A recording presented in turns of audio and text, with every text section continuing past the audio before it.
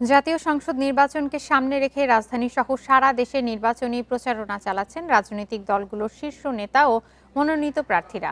ঢাকা ১৭ আসনে BNP chairman Tarique রহমানের পক্ষে দুপুর ১টায় ঢাকা ক্যান্টনমেন্টের ইসিবি চত্বর, মানিকদি বাজার, আমতলা এলাকায় চলবে গণসংযোগ। একই দিনে সকালে ঢাকা ১৫ আসনে কাফরুল ও মিরপুর এলাকায় গণসংযোগ ও পথসভায় অংশ নেবেন জামায়াতের আমির।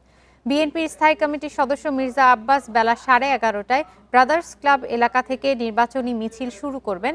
ঢাকা ৬ আসনে বিএনপি মনোনীত প্রার্থী ইশরাক হোসেন সকাল 10টা থেকে ওয়ারী থানাধীন গোপীবাগ ও আশপাশের এলাকায় দিনব্যাপী গণসংযোগ ও পথসভা করবেন। নতুন রিন গভীর থেকে পরিষ্কার করে কাপড়কে রাখে নতুনের মতো উজ্জ্বল। নতুন রিন অ্যাডভান্সড পাউডার। অন্যদিকে তাসনিম জারা দুপুর 12:30টায় রাজারবাগ সেন্ট্রাল জামে মসজিদ এলাকায় প্রচারণা পরিচালনা করবেন। ঢাকা ৮ আসনে প্রার্থী নাসির উদ্দিন পাটোয়ারি সকাল 10টা থেকে কমলাপুর রেলওয়ে স্টেশন ও ইডেন মসজিদ এলাকায় গণসংযোগ ও মিছিল করবেন।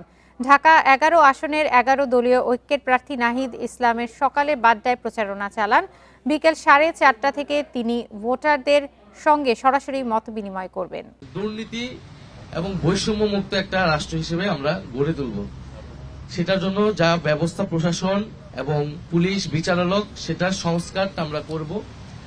আমরা দ্বিতীয়ত বলতেছি যে আমরা আধিপত্যবাদের, বাংলাদেশে যে আধিপত্যবাদের কবলে পড়েছে এবং এই ভারতীয় আধিপত্যবাদ আমাদেরকে কখনোই মাথা তুলে দাঁড়াতে দেয়নি। আমরা সেইটা থেকে বাংলাদেশকে সার্বভৌম একটা রাষ্ট্র হিসেবে আমরা গড়ে তুলব।